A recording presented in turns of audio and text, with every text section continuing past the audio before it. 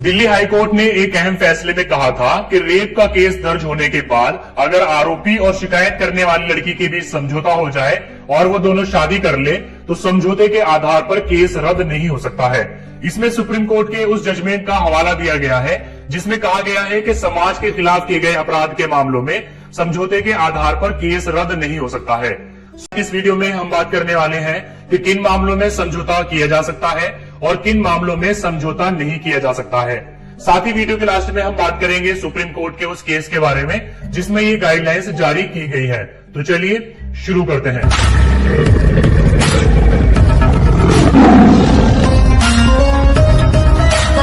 अपराध दो तरह के होते हैं, समझौतावादी और गैर समझौतावादी अपराध, यानी कॉम्प्रोमाइज्ड और नॉन कॉम्प्रोमाइज्ड ऑफेंसेस। समझौतावादी अपराध आमतौर पर हल्के किस्म के अपराध होते हैं, जबकि गैर समझौतावादी मामलों में सीरियस किस्म के अपराध आते हैं।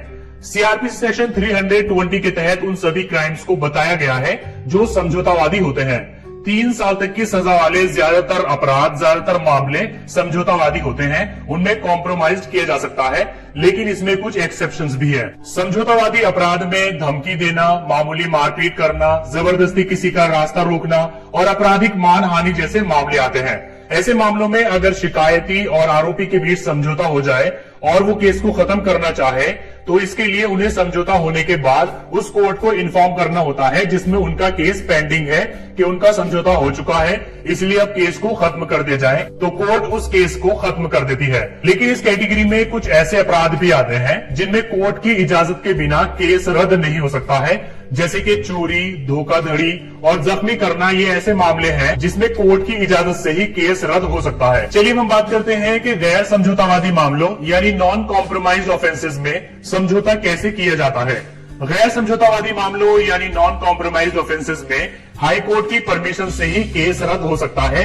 अगर कोई पार्टी कोर्ट के बाहर गैर जमानती मामलों में समझौता कर ले तो इससे केस रद्द नहीं होता है। दरअसल जब भी कोई क्राइम होता है तो क्रिमिनल जस्टिस सिस्टम में ये माना जाता है कि अपराध किसी पर्सन के खिलाफ नहीं बल्कि समाज के खिलाफ होता है। इसी वजह से एक्यूज्ड वर्सेस स्टेट का केस होता है, जैसे कि आप सुनते रहते होंगे Sanjay versus state of Maharashtra, Salman versus state of Rajasthan, R versus state of Madhya Pradesh. ऐसे मामलों में पीड़ित पार्टी की तरफ से दूसरी पार्टी स्टेट होती है और उसमें स्टेट का ही लॉयर केस को लड़ता है। तो अगर गैर समझौतावादी मामलों में जो गंभीर किस्म के अपराध माने गए हैं पार्टीज कोर्ट के बाहर समझौता कर लेती है तो उससे केस तब तक रद्द नहीं होता है जब तक कि हाई कोर्ट ऑर्डर पास न कर दे। दरअसल गैर समझौतावादी केसों में हाई कोर्ट में सीआरपीसी सेक्शन 482 और आर्टिकल 226 के तहत अर्जी दाखिल की जाती है और कोर्ट से कहा जाता है कि आरोपी और शिकायतकर्ता के बीच में समझौता हो चुका है, इसलिए अब इस केस को खत्म कर दिया जाए। गैर इरादतन हत्या की कोशिश यानी नॉन इंटेंशनल मर्डर अटेम्प्ट और दहेज प्रताड़ना यानी डॉरी टॉर्चर वगैरह गैर समझौतावादी मामलों में दोनों पक्षों में अगर समझौता हो जाता है तो हाई कोर्ट में केस रद्द करने की गुहार लगाने का प्रोविजन है। हालांकि इस दौरान कोर्ट ये देखती है कि क्या मामले में कोई और गवाह है या नहीं, या फिर कोई साइंटिफिक एविडेंस है या नहीं। चलिए हम बात करते हैं उस केस के बारे में जिसमें सुप्रीम कोर्ट ने गाइडलाइंस जारी कर रखी है।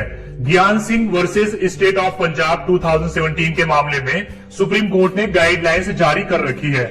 सुप्रीम कोर्ट ने कहा कि हाई कोर्ट को सीआरपीसी सेक्शन 482 के तहत क्रिमिनल केस रद्द करने का अधिकार है। हत्या, रेप और डकैती जैसे मामलों में दोनों पार्टीज के समझौते के आधार पर केस रद्द नहीं हो सकता है, बल्कि हाई कोर्ट ऐसे मामलों में केस रद्द कर सकती है क्योंकि ये अपराध पर्सन के खिलाफ नहीं बल्कि समाज के खिलाफ होते हैं। सो गाइस, आज की इस वीडियो में आपने जाना कि कौन कौन से मामलों में कोर्ट से बाहर समझौता हो सकता है और कौन से मामलों में हाई कोर्ट की परमिशन से ही समझौता हो सकता है। साथ ही आपने उस केस के बारे में भी जाना जिसमें ये गाइडलाइंस जारी की गई है। अगर आपको वीडियो पसंद आया है तो उसको लाइक करिए, अपने फ्रेंड्स के साथ शेयर करिए और अगर आपके मन में कोई क्वेश्चन है तो आप नीचे कमेंट करके पूछ सकते हैं।